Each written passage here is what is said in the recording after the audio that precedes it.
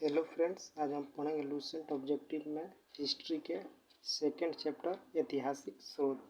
चलो friends start करते हैं। बीते हुए युगों की घटनाओं के संबंध में जानकारी देने वाला स्रोतों को कहा जाता है ऐतिहासिक स्रोत। निम्नलिखित में से कौन सा कथन सही है? साहित्यिक स्रोत की तुलना में पुरातात्विक स्रोत अधिक प्रामाणिक होते हैं। किस वेद में प्राचीन वैदिक युग की संस्कृति के बारे में सूचना दी गई है? ऋग्वेद में। निम्नलिखित में से कौन सा ग्रंथ श्रुति ग्रंथ का अंग नहीं माना जाता है? पुराण।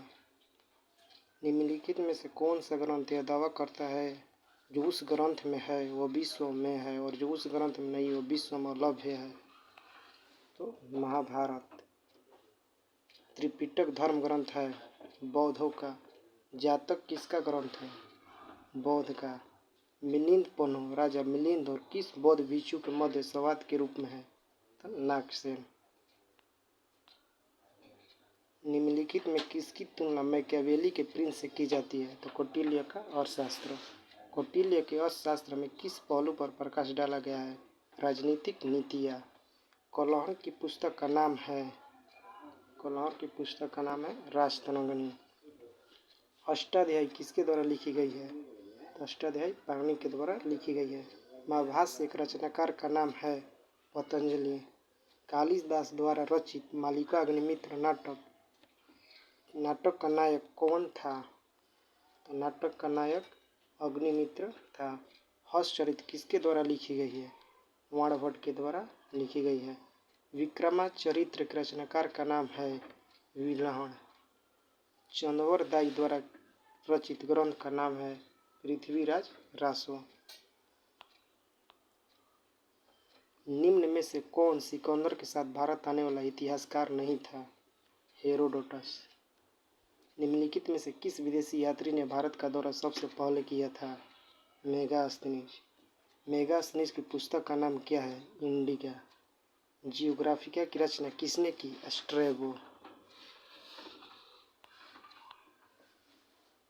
प्लिनी की पुस्तक का नाम क्या है?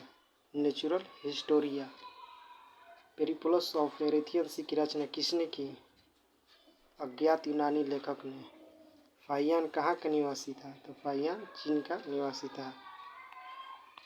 फाहियान किसके शासनकाल में भारत आया था? तो फाहियान चंद्रगुप्त द्वितीय के शासनकाल में भारत आया था। हर्षवर्धन के समय कौन चीनी यात्री भारत आया था? हुएनसांग हर्षवर्धन के समय भारत आया था। 9वीं सदी में भारत आए अरब यात्री सुलेमान ने किस साम्राज्य को रुहुमा कहकर संबोधित किया? तो पाल साम्राज्य को। अल-बरूनी किसके शासनकाल में इतिहासकार था? महमूद गजनवी। यात्री इब्न बतूता कहाँ से आया था? इब्न बतूता मोरक्को से आया था। दक्षिणी अफ्रीकी यात्री इब्न बतूता किसके शासनकाल में भारत आया था? तो मोहम्मद बिन तुगलक के शासनकाल में भारत आया था। फारस के सुल्तान मिर्जा शाहरुख के राजदूत अब्दुल रज़ाक किस विजयनगर सम्राट के शासनकाल में विजयनगर की यात्रा की? तो देवराय द्वितीय। भारतीय पुरातत्व सर्वेक्षण की स्थापना कब हुई थी? 1861। भारतीय पुरातत्व का जनक किसे कहा जाता है? भारतीय पुरातत्व का जनक अलेक्जेंडर कनिंघम को कहा जाता है। निम्नलिखित विद्वानों में हड़प्पा सभ्यता का सर्वप्रथम खोजकर्ता कौन थे? दयाराम साहनी थे। हड़प्पा सभ्यता की खोज किस वर्ष में हुई? हड़प्पा सभ्यता की खोज 1921 ईस्वी में हुई। सिंधु घाटी सभ्यता को खोज निकालने में जिन दो भारतीयों के नाम जुड़े हुए हैं दयाराम साहनी एवं राखलदास बनर्जी। हड़प्पा एवं मोहनजोदड़ो की खुदाई पुरातात्विक खुदाई के प्रभारी थे सर जॉन मार्शल। न्यूमिस्मेटिक्स क्या है? सिक्कों एवं धातुओं का अध्ययन। एशिया माइनर स्थित बोगोज का महत्व इसलिए है कि वहाँ से जो अभिलेख प्राप्त हुए हैं उनमें 4 वैदिक देवताओं इंद्र, वरुण, मित्र एवं नक्षत्र का उल्लेख मिलता है। अशोक के शिलालेखों को पढ़ने वाला प्रथम अंग्रेज कौन था? James Prinsep. अशोक के अधिकांश अभिलेख किस भाषा एवं लिपि में है? तो प्राकृत भाषा एवं ब्राह्मी लिपि में है। कहाँ से अशोक के द्विभाषाई अभिलेख प्राप्त हुए हैं? तो सरपुना से प्राप्त हुए हैं। अशोक के मनसेर एवं शाहबाज गढ़ी से प्राप्त अभिलेखों में किस लिपि का प्रयोग किया गया है? खरोष्टी लिपि का प्रयोग किया गया है। प्राचीन भारत में कौन सी एक लिपि दाईं से बाईं ओर लिखी जाती थी?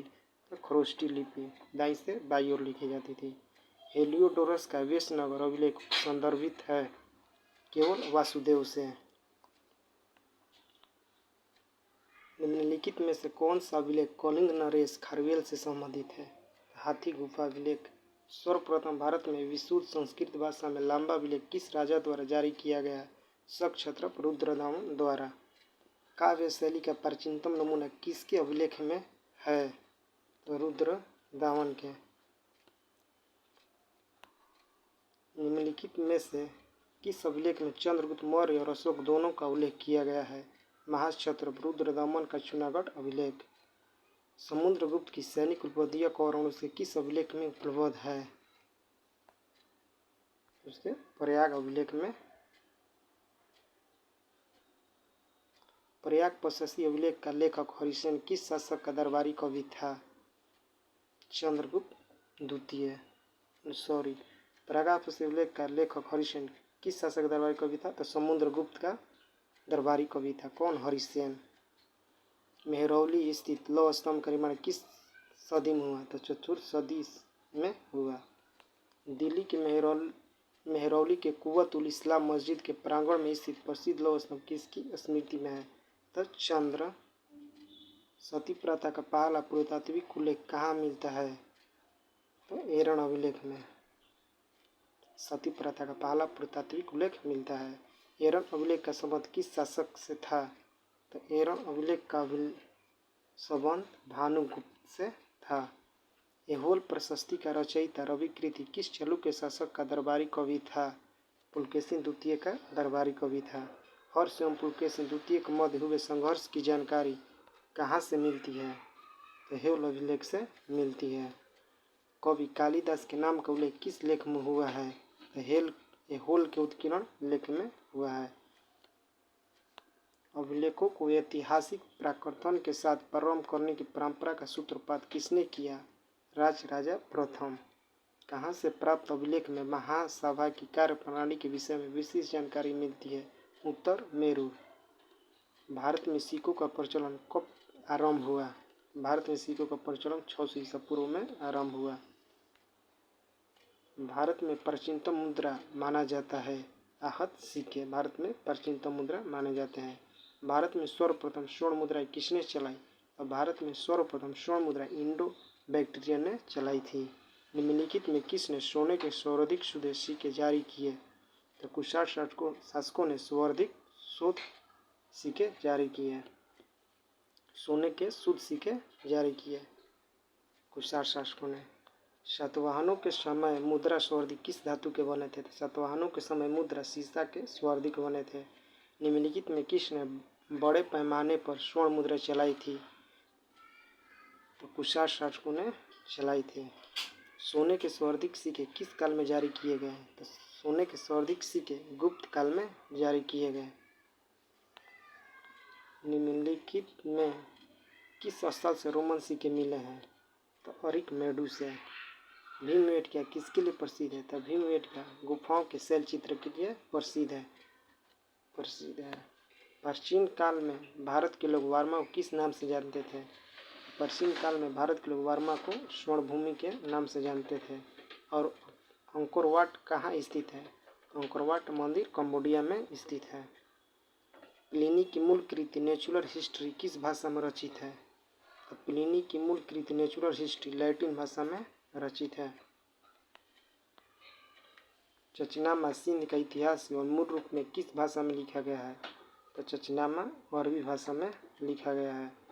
भारत के सांस्कृतिक इतिहास के संदर्भ में इतिवृत्त राजवंशीय इतिहास तथा वीर गाथाओं को कंठस्थ करना निम्नलिखित में किसका व्यवसाय था? मागध। चीनी यात्री सुंगयुंग ने भारत यात्रा की थी 518 ईस्वी से 522 ईस्वी में। महाभारत युद्ध के लिए 3101 ईस्वी ईसा पूर्व तिथि का उल्लेख निम्नलिखित में से किस अभिलेख में हुआ है? पुलकेशिन द्वितीय का ऐहोल अभिलेख। राबात तक अभिलेख संबंधित है। राबातक अभिलेख कनिष्क से संबंधित है।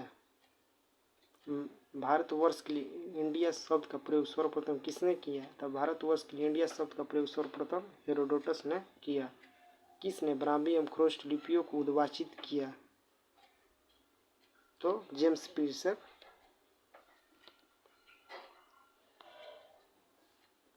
निम्नलिखित में से प्राचीन भारत की कौन सी लिपि दाहिने से बाईं ओर लिखी जाती है?